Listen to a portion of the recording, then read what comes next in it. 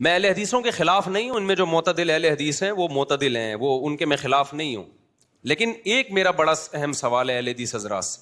آپ نے ٹیلی ویژن میں دیکھا ہوگا دو دو تین تین مختلف مکاتب فکر کے لوگ بیٹھتے ہیں، اہل حدیث ہمیشہ ایک ہی بیٹھتے ہیں، دو نہیں بیٹھیں گے کبھی۔ کیوں؟ دو چار مسائل کے علاوہ ان کا ہر مسئلے میں دوسرے سے کیا ہوگا؟ اختلاف ہوگا۔ کوئی ایک اہل حدیث عالم ایسا نہیں ہے جو اہل حدیث مکتبہ فکر کو کا نمائندہ ہو، آپ دیکھ لیں کوئی ایک بھی نہیں ہے، کیونکہ وہ جو رائے پیش کریں گے نا دوسرے اہل حدیث کی رائے قرآن و سنت کی روشنی میں اس کے خلاف، تیسرے کی اس کے خلاف، چوتھے کی اس کے خلاف۔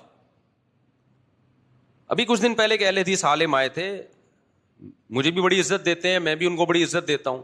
میں نے ان سے کہا، میں نے کہا دیکھیں چار مکاتب فکر ہے نا قرآن و سنت کی روشنی میں، چار قانون کے متن ہیں جو مرتب ہو گئے اور صدیوں سے اس پہ لوگ چلتے آ رہے ہیں، ہمیں اس پہ اصرار نہیں ہے کہ لوگ ان چاروں کو فالو کریں، ہم کہتے ہیں پانچواں بھی ہو جائے تو کوئی حرج نہیں ہے وہ بھی قرآن و حدیث سے ہی ہوگا نا، تو آپ ایک پانچواں فقہ مرتب کریں۔ آپ سمجھنے کہ نہیں سمجھ، تاکہ ہمیں پتا ہو کہ یہ اہل حدیث مکتبہ فکر ہے اور یہ ان کی مخصوص کتابیں ہیں اور یہ ان کا لا ہے، تاکہ ہم کہیں بھائی جو ان چاروں پہ نہیں چلنا چاہتا چلو وہ اہل حدیث بن جائے، لیکن وہ پھر اس پہ چلے نا۔ جب وہ اہل حدیث بنتا ہے تو ادھر اہل حدیث کچھ اور، وہ والے اہل حدیث کچھ اور، وہ والے اہل حدیث کچھ اور، نتیجہ کیا نکلتا ہے؟ وہ ایک شخص کی تقلید پہ آ جاتا ہے، اس سے امت تباہ ہو جائے گی۔ ہر شخص جب اپنے فلاں، وہ فلاں کو کا مقلد ہے، وہ فلاں کا مقلد ہے، وہ فلاں کا مقلد ہے، وہ فلاں کا مقلد ہے، تو یہ امت سمٹنے کے بجائے سمٹے گی یا مزید بکھرے گی؟ یہ تو سمٹنے کے بجائے مزید بکھرتی چلی جائے گی۔ صرف طلاق کے مسائل میں ہی اہل حدیثوں کے اتنے سارے اقوال ہیں۔ بعض اہل حدیث کے نزدیک اکٹھی 3 طلاقیں ایک ہوتی ہیں، ہمارے ہاں جس نے طلاق دی وہ ان اہل حدیثوں سے جا کے فتویٰ لے کر آتا ہے جو اکٹھی 3 کو کیا کہتے ہیں؟ ایک کہتے ہیں، حالانکہ سارے اہل حدیث ایک نہیں کہتے۔ بعض اہل حدیث کہتے ہیں اکٹھی 3 کتنی ہوتی ہیں؟ 3 ہوتی ہیں۔ اب جو اہل حدیث 3 طلاقیں دے گا وہ اس اہل حدیث کو فالو نہیں کرے گا جو 3 کو 3 کہہ رہا ہے۔ حنفیوں میں پوری روئے زمین میں جہاں بھی جائیں گے 3 کتنی ہوں گی؟ حنفی کے پاس بھاگنے کا راستہ نہیں ہے، شافعی کے پاس بھاگنے کا راستہ نہیں ہے، مالکی کے پاس بھاگنے کا راستہ نہیں ہے، حنبلی کے پاس بھاگنے کا راستہ نہیں ہے، اہل حدیثوں کے پاس بھاگنے کا بہت راستہ ہے۔ وہ 3 کو 3 کہہ رہا ہے، چلو وہاں سے چلے جاؤ، وہ 3 کو کتنی کہے گا؟ بولو، 1 کہے گا۔ اور اگر آپ یہ چاہتے ہو کہ آپ کی 3 ایک بھی نہ ہو، آپ کو اس پہ افسوس ہو رہا ہے کہ میں نے اکٹھی 3 دی، ایک کیوں ہوئی، وہ ایک بھی نہ ہو، تو اہل حدیثوں میں ایسے لوگ بھی ہیں جو کہیں گے کہ آپ نے چونکہ بیوی سے ہم بستری کرنے کے بعد طلاق دی ہے لہذا ایک بھی نہیں ہوئی ہے کیونکہ یہ ناجائز طلاق ہے۔ ایسے لوگ بھی ہیں، یقین نہ آئے تو میں آپ کو حوالہ دکھا دوں گا، میرے پاس کتاب پڑھی ہوئی ہے، بہت بڑے اہل حدیث کے عالم ہیں، انہوں نے کہا اگر کسی نے بیوی سے دوسری طلاق میں وہ کہتے ہیں کہ اگر پہلی آپ نے دی اور رجوع نہیں کیا اور اگلے مہینے میں دوسری دے دی تو دوسری نہیں ہوگی، پہلے سے رجوع کرنا پڑے گا پھر دوسری ہوگی، یہ بھی اہل حدیث کا مذہب ہے۔ اور بعض کہتے ہیں نہیں، اگر پہلی سے رجوع نہیں کیا اگلے طہر میں دوسری دی ہے تو دوسری ہو جائے گی۔ آپ نے حالت حیض میں طلاق دی، چاروں امام اتفاق کرتے ہیں ہو گئی طلاق، لیکن اہل حدیث میں کچھ کہتے ہیں حالت حیض میں 3 دے دی تو ایک بھی نہیں ہوگی، بعض کہتے ہیں 3 دے دی تو ایک ہوگی، تو 20 اور سب کے قرآن و حدیث کی روشنی میں فتویٰ دے رہے ہیں۔ سب سمجھ میں آ رہی ہے بات کہ نہیں آ رہی ہے؟ تو یہ لا کیسے چلے گا بھائی؟ یہ ملک کا قانون کیسے بنے گا؟ تو میں پھر بتا دوں، مجھے اہل حدیثوں سے کوئی نفرت نہیں ہے، دوسروں سے 1000 گنا بہتر ہیں، وہ بدعتوں کا ارتکاب نہیں کرتے، عقائد میں صحیح ہوتے ہیں، لیکن آپ اگر ایک چیز کی طرف لوگوں کو دعوت دے رہے ہیں تو آپ کے بڑے بڑے علماء مل کے ایک متن مرتب کریں اور بولیں یہ 5واں فقہ ہے۔ اگر آپ کہیں ہمارا کوئی فقہ شقہ نہیں، ہم قرآن حدیث کو مانتے ہیں، تو اس کا مطلب بزبان حال آپ یہ کہہ رہے ہو کہ ابو حنیفہ شافعی وہ تورات انجیل کو مانتے تھے، وہ قرآن حدیث کو نہیں مانتے تھے۔ تو انہوں نے جیسے ایک فقہ مرتب کیا ہے اس پہ لوگ چل رہے ہیں، صدیوں سے چل رہے ہیں، حکومتیں، فقہ حنبلی تو سعودی عرب کا آفیشیل قانون ہے۔ سعودی عرب نے کیوں ججوں کو اجازت نہیں دیتی کہ قرآن حدیث کی روشنی میں فیصلہ کرو؟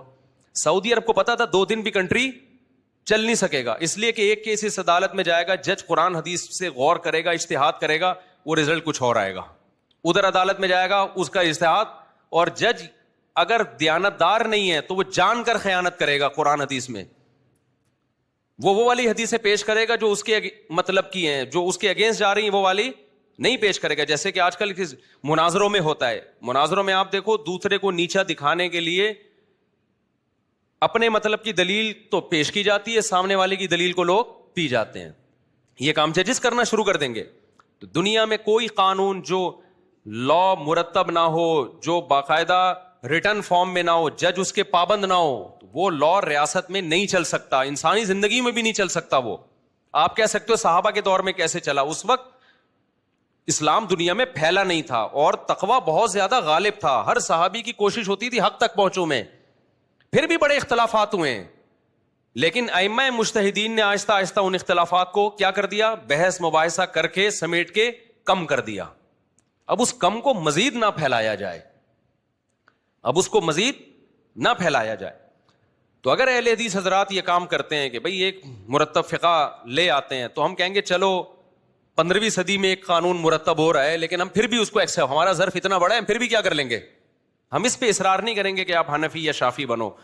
ہم کہیں گے چلو یار کوئی اگر اہل حدیث فقہ کو فالو کرنا چاہتا ہے تو اس کو فالو کر لے, لیکن کوئی مرتب ہے ہی نہیں, ہے ہی نہیں. میں نے ایک اہل حدیث عالم ہے, بڑے میری دوستی ہے ان سے, میں نے ان سے پوچھا آپ اپنے مدارس میں کیا پڑھاتے ہو جب اسلامی قانون پڑھاتے ہو؟ دیکھو قرآن بھی پڑھا دیا, حدیث بھی پڑھا دی, لیکن جب ایک مرتب قانون آپ پڑھاتے ہو بچوں کو, مسائل سیکھیں وہ, تو کون سی کتاب پڑھاتے ہو آپ؟ انہوں نے کہا قدوری جو فقہ حنفی کی کتاب ہے, اور ہدایہ پڑھاتے ہیں جو فقہ حنفی کی کتاب ہے. میں نے کہا وہ کیوں پڑھا رہے ہو آپ بھائی؟ تو انہوں نے کہا ہم تنقیدی نظر سے پڑھاتے ہیں. ہم کس طرح پڑھاتے ہیں؟ تنقیدی. یعنی قدوری کی ایک عبارت پڑھی, اس میں جو عیب تھا جو ان کی رائے میں کہ بھئی یہ قرآن و حدیث کے خلاف ہے, تو بتا دیا یہ خلاف ہے.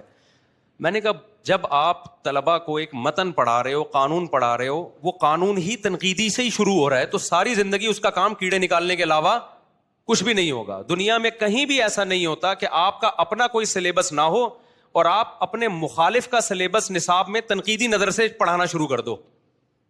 یہ دنیا میں کہیں دیکھا آپ نے؟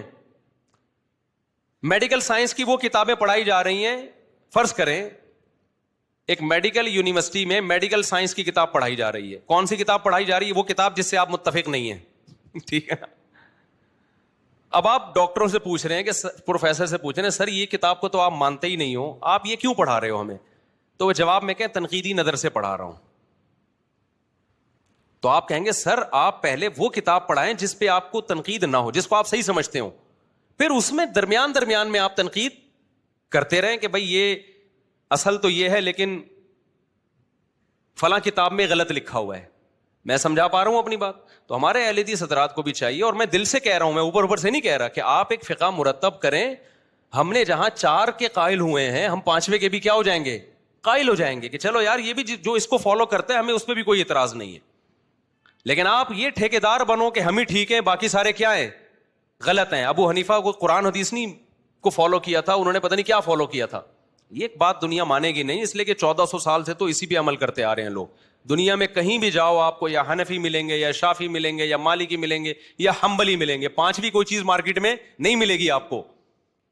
اور امت کبھی بھی گمراہی پہ جمع نہیں ہو سکتی. تو آپ قرآن حدیث کی روشنی میں ایک فقہ مرتب کریں. ہاں میں نے ان کو یہ بتایا کہ آپ قدوری ہدایہ نہ پڑھائیں, آپ اپنی ایک متن کی کتاب لکھیں اور اناؤنسمنٹ کریں کہ آج سے تمام دنیا بھر کے اہل حدیث جتنے بھی ہیں پوری دنیا میں, ان کا متن یہ ہے جس پہ تمام اہل حدیث کیا ہو گئے ہیں؟ متفق ہو گئے ہیں. ان کے دستخطوں ہوتا پتہ ہے کیا ہے؟ مثال کے طور پر آپ نے کتاب لکھ لی, دوسرے اہل حدیث اس کو مان نہیں رہے ہیں, لیکن آپ نے اناؤنس کر دیا, تو یہ بھی غلط ہے نا, یہ بھی غلط ہے. آپ نے کتاب لکھی, تمام جو بڑے بڑے اہل حدیث ہیں ان کا اتفاق ہو گیا کہ اب یہ کتاب کیا ہے؟ ہمارے متن کا حصہ ہے. اور یہ اسلامی لا ہے جو ہم نے قرآن حدیث کی ہمیں ان 4 فقہ پہ اعتماد نہیں تھا, یا جو ان کی صحیح باتیں ہمیں لگی ہم نے وہ لے کے ایک نیا نصاب مرتب کر دیا, اور یہ ایک فقہ ہے, اب اس پہ آ جاؤ آپ لوگ. تو ہم کہیں گے ٹھیک ہے بھائی, یہ بھی قرآن حدیث کی روشنی میں مرتب ہوا, یہ بھی قرآن حدیث کی روشنی میں. اب آپ کی مرضی, جس آپ مجتہدین کو فالو کرتے ہو یا وہ نصاب جو 15ویں صدی میں مرتب ہو رہا ہے اس پہ آپ کو زیادہ اعتماد ہے, یا آپ جانو اور کون جانے؟ اللہ جانے.